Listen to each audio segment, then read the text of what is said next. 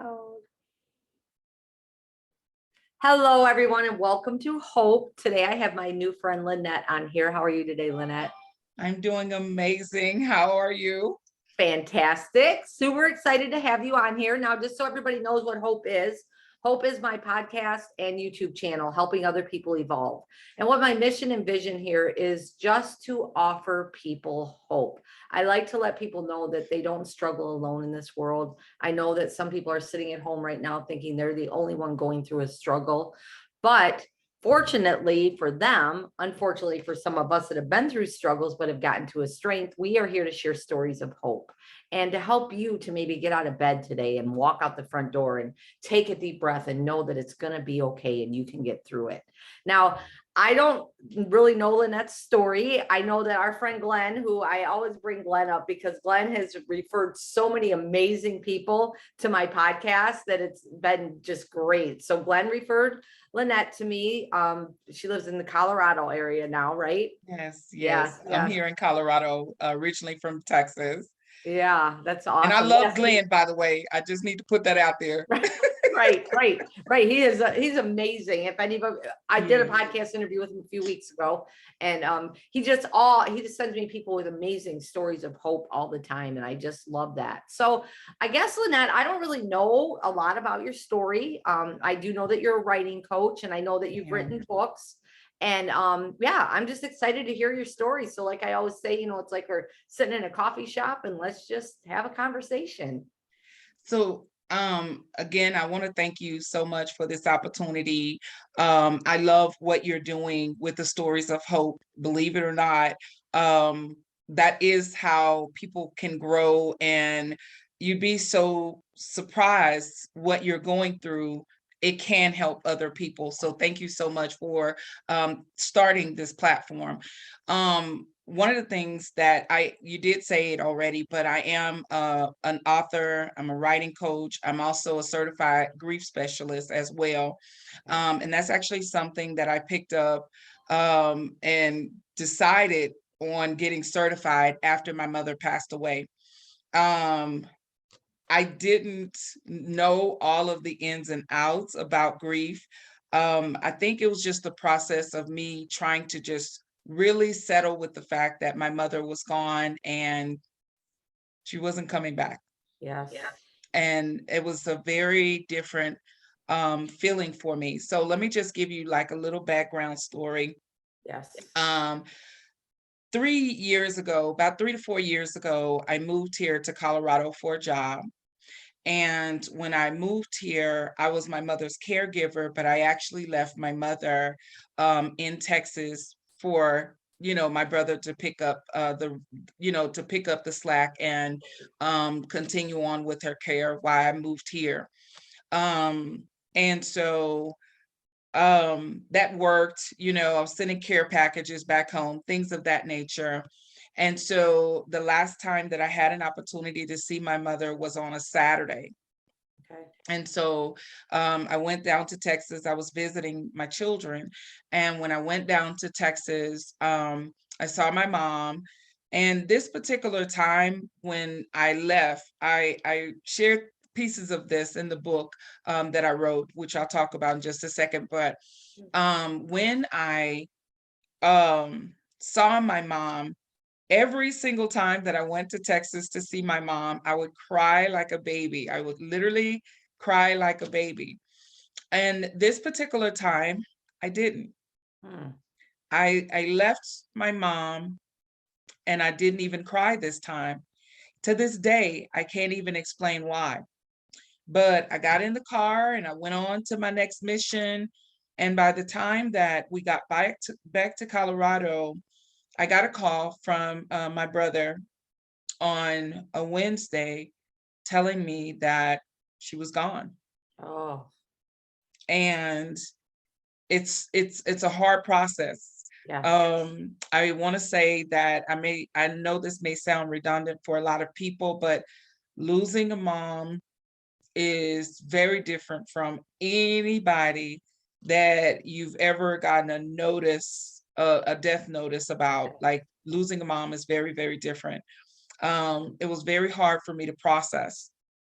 And so I think I went for months and months on end just in shock. Right. I I'm just couldn't sure. even process it. Yeah. And so a month after her death, I just started writing and just continued on with writing. And then God told me to, We froze. We froze.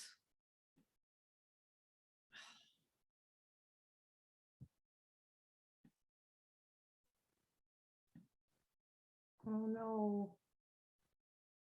Froze for a second. Okay. We froze for a second.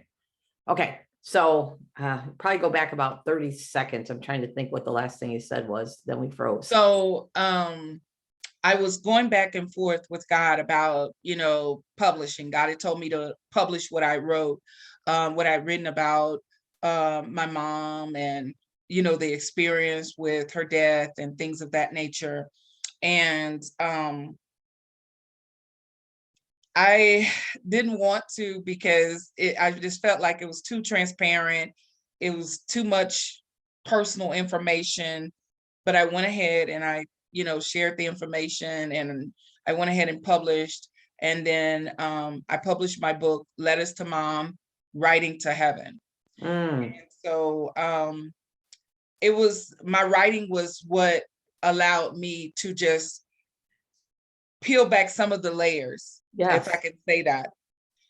It allowed me to peel back some of the layers of what I was dealing with my mom's death. Right. Right. I really didn't know how to process it. And No. so, No. yeah, So had you so was this is your first book then? no. So No. this is actually my fifth book. Oh, okay. Yeah, so this is actually my fifth book, maybe the sixth if you if you count. I actually published two books last year. Okay. One was so I wrote two books. One was Writing to Heaven, Letters to Mom, Writing to Heaven. And Right. then the other book was Monetizing Your Ideas. And it's basically where I teach authors as well as business owners how to take their idea or their concept from their book and turn it into a full business. Awesome. Yeah. Awesome. So that's awesome. For one thing, so sorry for the loss of your mom. I Thank you. know that I can relate to the tragedy because I lost my mom in August of 2020. So I can definitely relate. Sorry. Um, but it's just to me that you're taking that, like you said, and you wrote the book, which is awesome. And I'm learning more and more when I'm doing my podcast, talking to people about journaling and writing and how much therapy that is for It people. is. It It really is. and I suppose with you being a writing coach too, and a grief counselor, do you call it, or a grief coach? I'm actually a grief coach. It's Coach, okay. actually the technical term for it is grief specialist, A grief right? specialist. Okay. But since I'm a writing coach, I'm also a grief coach as well. Okay. But I want to say something about being a grief specialist. That was something that I started after my mother passed away. I didn't know how to process um, her death. I Right. didn't know how to process it. And so I was actually working for a church, and the church had promoted me to be a grief specialist, Okay. although I had no, the only experience I had as a grief, dealing with grief was with my mother. That's what I assumed. Okay. And it wasn't until I said, you know what, I want to do better. I want to make sure that I have the tools. If I'm supposed to help someone else through it, I want to make sure I can, get through it as well. Right. And so I took the certifications for it. And one of the things that I learned is grief is not what we think it is. Mhm. When you think of holding up the grief flag, everyone always assumed that it's strictly about death, Right. because that's what we relate to grief.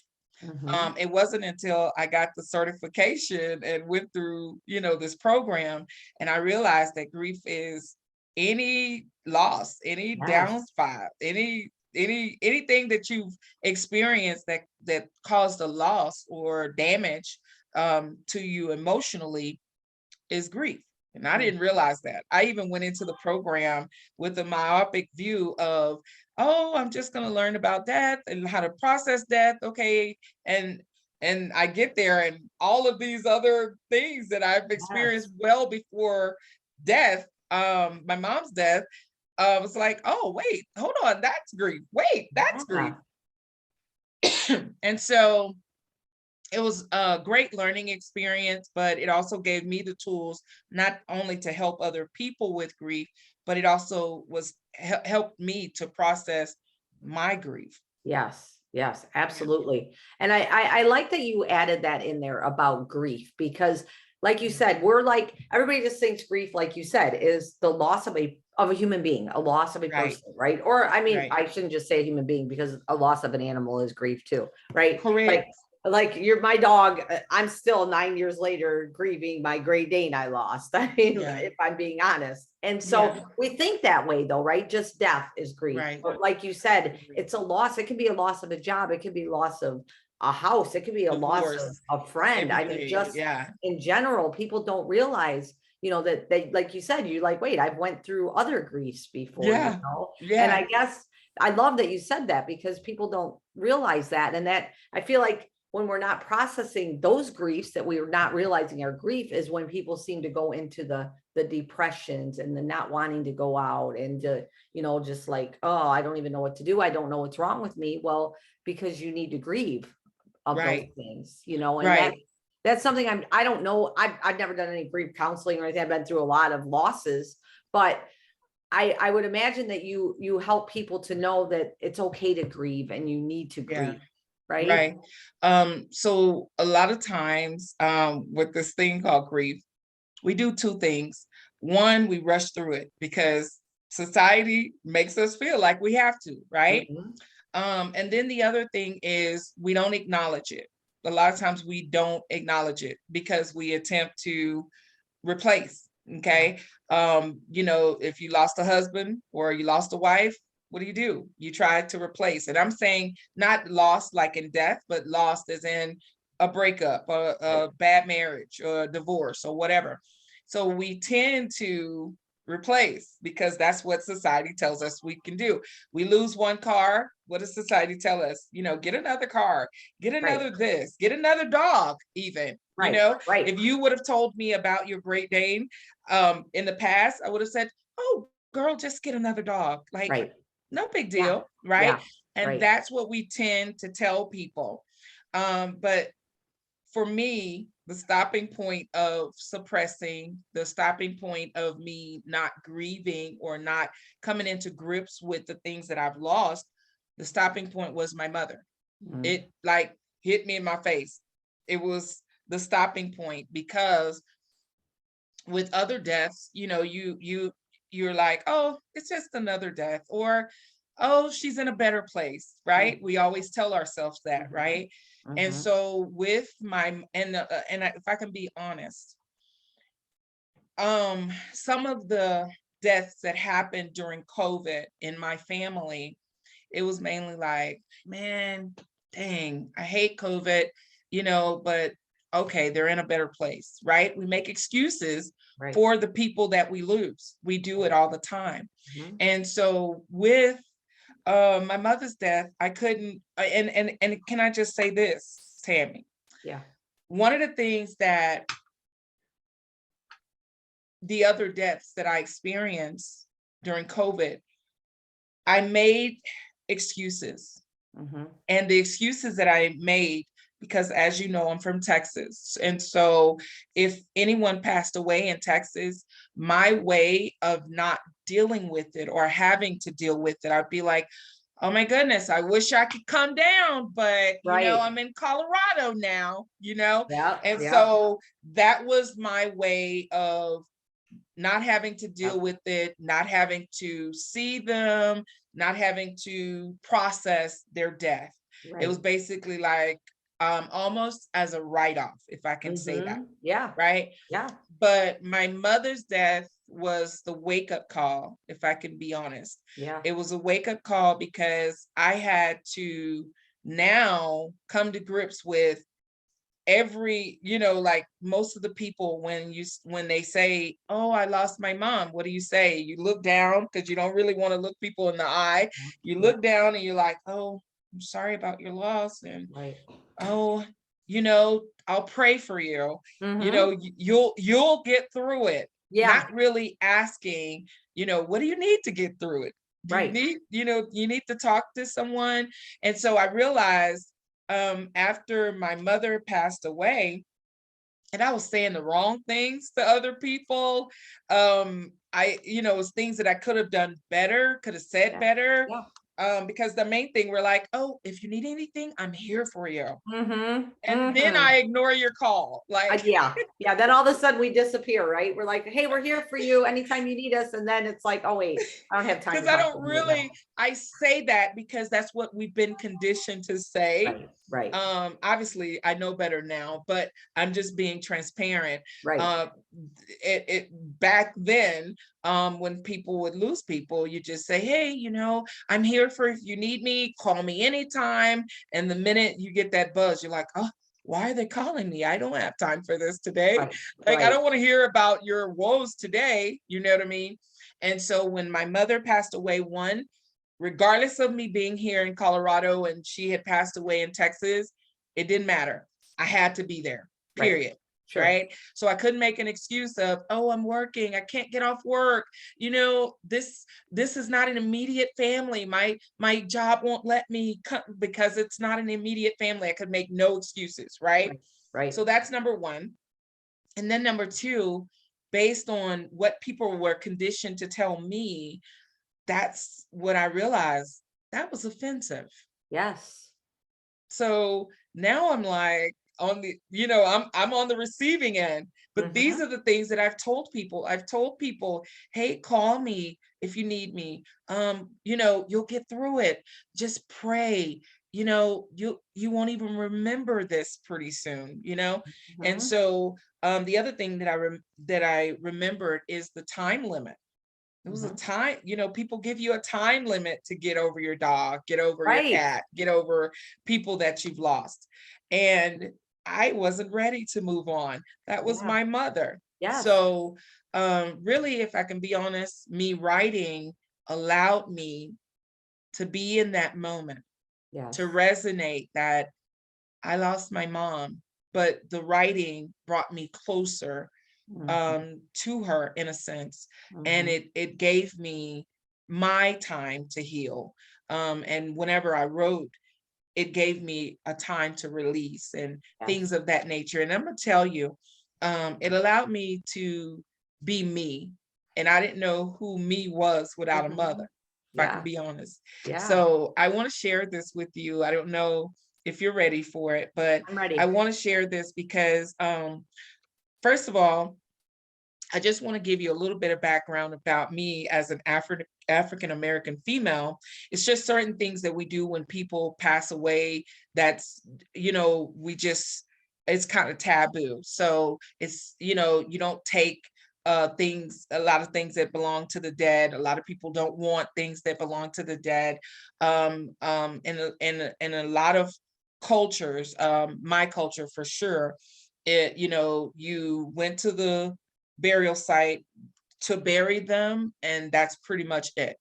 You Okay. made sure they had a headstone, but you don't really go back to sit and visit like you see people do on Mm-hmm. television. Mm-hmm. And so one of the things that I've done, that I was shocked at myself for doing, because it's not our culture, it's not what we do as African American people, but it was roses that was on my mom's casket.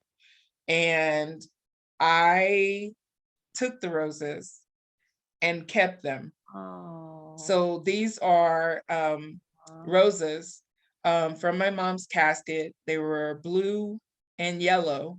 Like your nails. Excuse me, they were, thank you. They were the roses on her casket was blue, white, dark blue, light blue, just an array of different blues, because that Okay. was my mother's favorite color. Awesome. And so one day I called myself coming to myself, because I was like, why am I holding on to these roses? This is not what we do. This is not our background. This is not our heritage, you know, because some parts of what you keep is looked at for us as witchcraft. And of course, Oh, we okay. don't deal in witchcraft, right? So one day I was cleaning up my room, my office here, and I was just like, oh, why am I holding on to these roses? Like, I got to get rid of these roses. I got to, you know, this is not us. This is not what we do. And so as I was about to throw them away, I realized that the blue roses had turned yellow. Oh, And not only that, I happened to pick one up, and I have to show you this because my mom loved to write. I love to write. And if you look really closely, the roses have turned into this very frail, like pieces of paper yes. almost. Yes. And so I couldn't throw it away. Tammy, I No, had to hold on to no. it. And so it was my reminder of who I was as a Mhm. writer, as an author.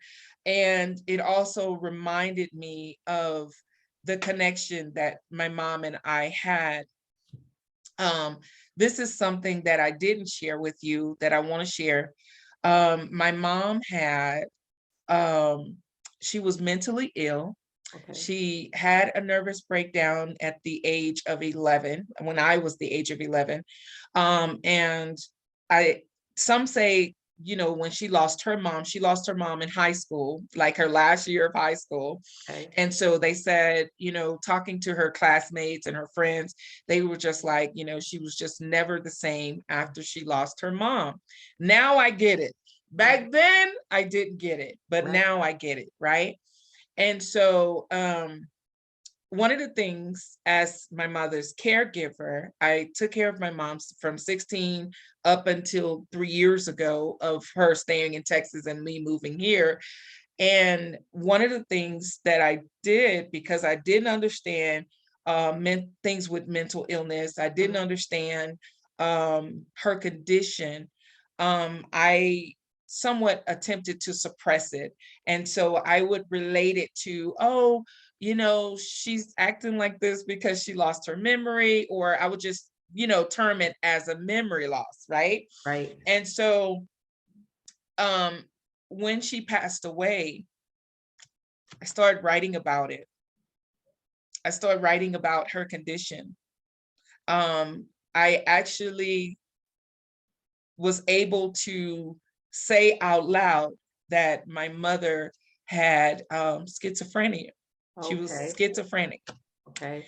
And when I started taking care of my mother at the age of 16, it was basically like people said, hey, you know, this is all of her medicines. Don't let her run out of medicine. Uh-huh. So as a 16-year-old, that's all I remember. So from the time that I took care of my mom, that's all I knew. Right.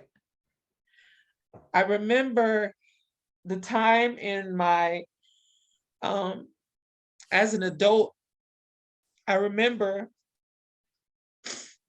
one time I went through a Walgreens drive-through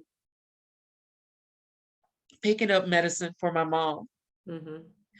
And they came back, the pharmacist came back and said, hey, you know, this month, for whatever reason, they're not covering this medicine for your mom.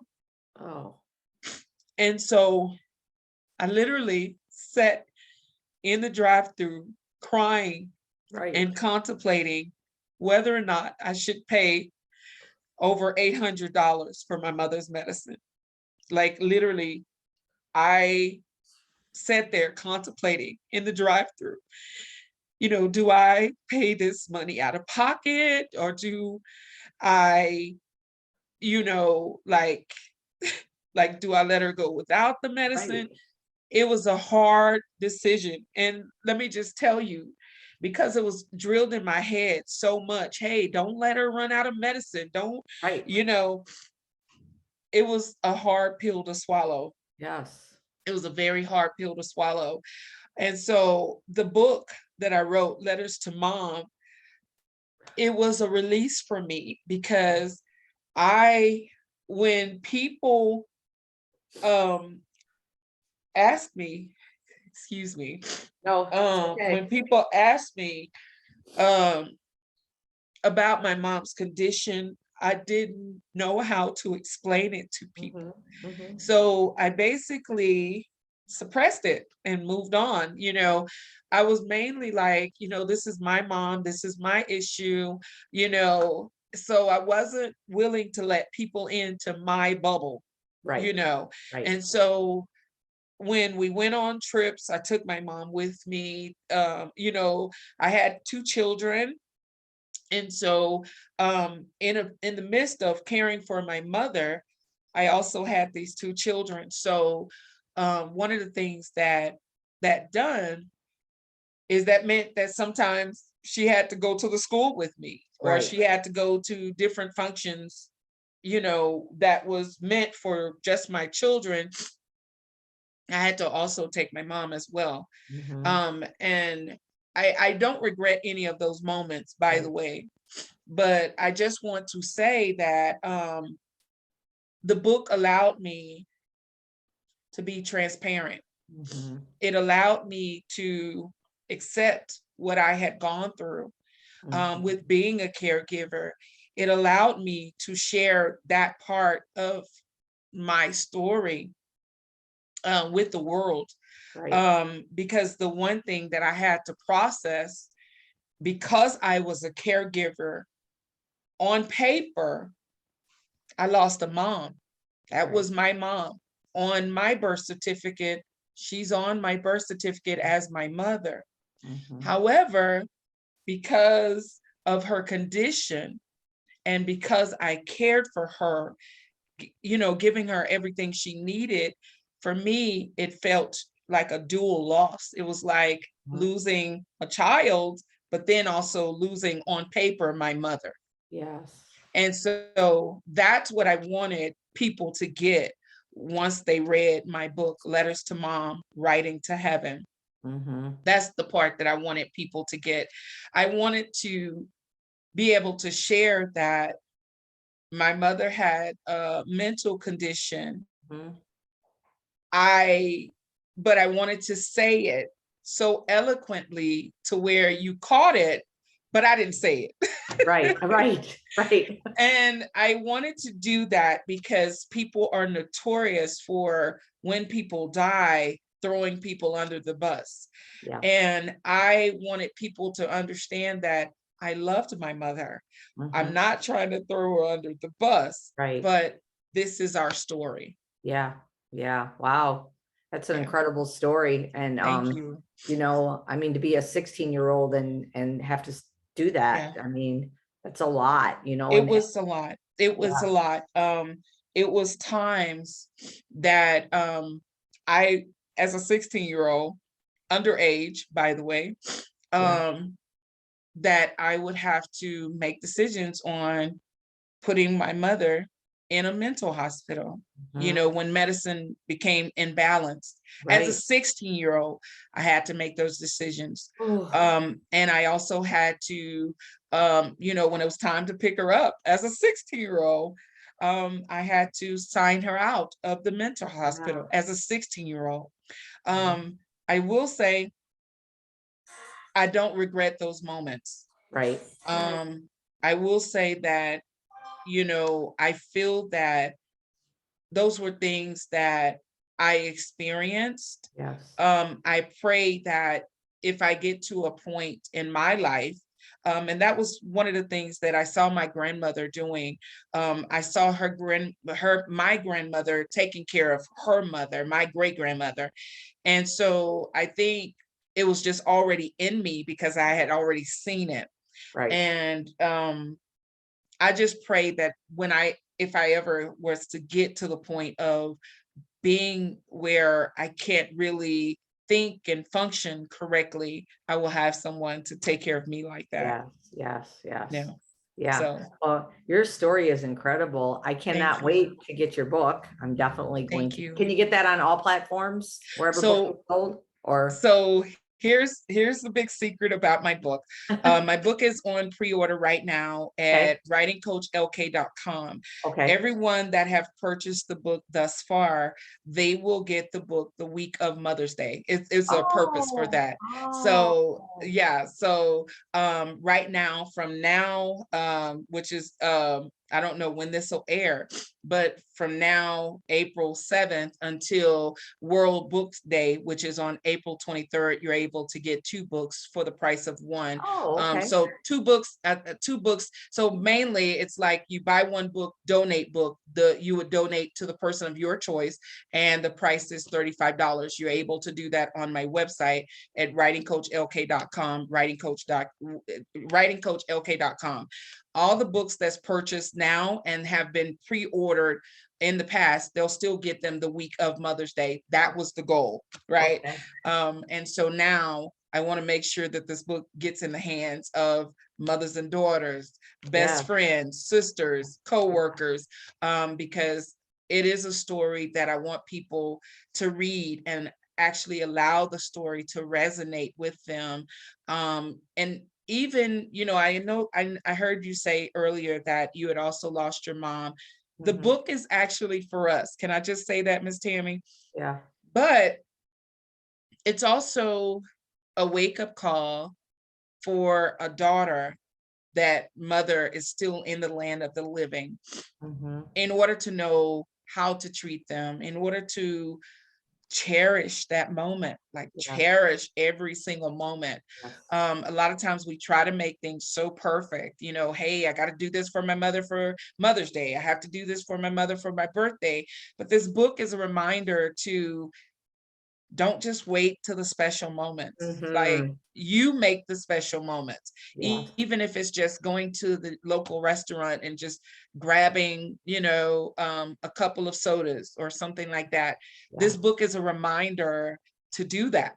Mhm. And so that's the story. And Yeah. I thank you in advance for purchasing the book. No, I Um, thank you I, for I I all this. really I can't wait to get your thoughts on it, because it was written for us, Right.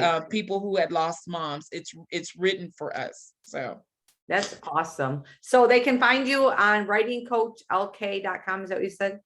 yes, my website is writingcoachlk.com, Okay. writingcoachlk.com, but writing coach LK on every platform, on Okay. every social platform. But yes, writingcoachlk.com is the website. Okay. So with your grief, do you do that online too? Do you, With the or grief counseling, that's something that I do in person. in person? Okay. Yeah, because it's a lot that entails, Okay. that at some point it will be online. It is Okay. not an online program just yet. Okay. So most of the clients that I have for that, we have to meet in person. Yeah. Okay. I was just curious because Yeah. I mean we could, but it's so cool that you have your website and I know all your platforms and Yes. yeah, I'm just blessed to know you, to meet I'm you, to blessed hear to know you. to hear your story. It's when you were Thank you. talking about with like our moms and not just the special Mother's Day or the birthdays and things like Yeah. that. I want to reflect a little bit with that. I feel like that's an all over the board kind of thing. You know what I mean? Like I see a post sometimes that talks about don't bring don't bring flowers to my funeral, or don't talk about me at my funeral. Come Yeah. talk about me now. And I think that's Right. in general, I have this new thing that I'm doing. Like if somebody pops in my head, I send them a message right away. Just to like, Yeah. hey, you popped in my head today. I just wanted to say I love you and have a great day, or whatever it is. And normally when I do that, LaNette, I get that message back that, wow, today was a perfect day for you to send me that. You know what Yeah. I mean? So, and I Yeah. feel like we have to be reminded of that. We know that life is a gift, life is short, life is precious, Yeah. but it's our job as people to show the love to other people and to show people that we Exactly. really are here because we care. That's Right. like my whole Hope platform. That's what this is all about. It's not only allowing me to hear these amazing stories, because believe me, my Yeah. heart gets so full that I'm like, thank you, God, for letting me hear these people's stories. And thank Right. you, God, for allowing me to help other people share their stories, Right. and so that's what my biggest thing is with all of this. And just knowing that we can be the light in this dark world. We I know we can. turn on the TV and it's a negative, negative, negative, negative, which I don't turn on Yeah. the TV for the news, so I just don't even do it. But we need to have more people that are willing to step up and say, I'm the light in the world. I've been through a struggle, and you've been struggling. I mean, when you talk about losing your mom, but for Yeah. years you've been through a struggle. But here you Exactly. are sharing those struggles with people to help them to get through their struggles, so Absolutely. it's amazing what Absolutely. you're doing. I think that I can't wait to read your book. I can't Thank wait for you. Mother's Day now. I'm like, get here Mother's Day. Maybe I should have my son buy me the book. Yeah. Yeah. That's the goal. I wanted this book to be in the hands of a lot of people who had dealt with this the week of Mother's Day. I wanted, it was almost as if it was a gift.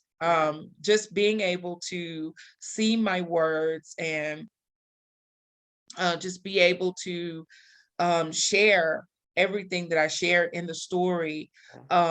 And I've gotten some great feedback about it. And that's what I was also proud of, because I've written, like I've told you, 5 books, but this is the book that I'm most proud of. This is the book that I literally told my editor after we were done with the process, now my mom can rest in peace.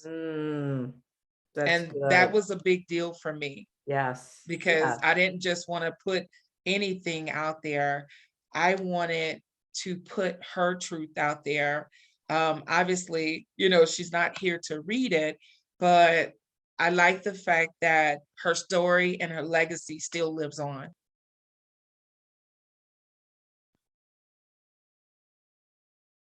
I'm still here. I hit the wrong button. So once again, LaNette, I want to thank you so much for getting on here with me today. I'm going to give Thank a shout you. out to Glenn again. I'm sure he'll listen. And, Yes. Glenn, Hey, thank you Glenn. so much for Thank you, introducing me to Glenn. LaNette. I know that this will be a lifelong friendship. I Thank always you. tell people when I'm interviewing them, I can't wait to like touch back again in 6 months to a year, like on here live. We'll be friends now forever, but Yes. on Yes. live again, just to see where you're at, how the book sales are going, how your coaching is going and all of that. So Yes. if there's any last little, words of wisdom or just enlightenment or hope that you want to share with anybody before we wrap it up. I want to thank you again. I appreciate you. I appreciate Glenn. Amazing connections, and I'm so grateful for that. We got to get you up here to Colorado. I Yes, just want we to put will. that out there. Yep. And so I'm grateful for just being able to share this experience, and I'd love to connect with anyone that have experienced losing a mom. I'd love to be able to connect with more women who have had this experience. Yes, yes, absolutely. Well, once again, thank you so much for getting on here. And thank you everybody for tuning in to Hope. I hope, always I hope, everybody has an amazing day, week, month, year. Just try to be the light in the world. And if you're struggling out there, there's so many people out here that can help you to get through your struggles. You all have a great day. Thanks. Thank you. Bye.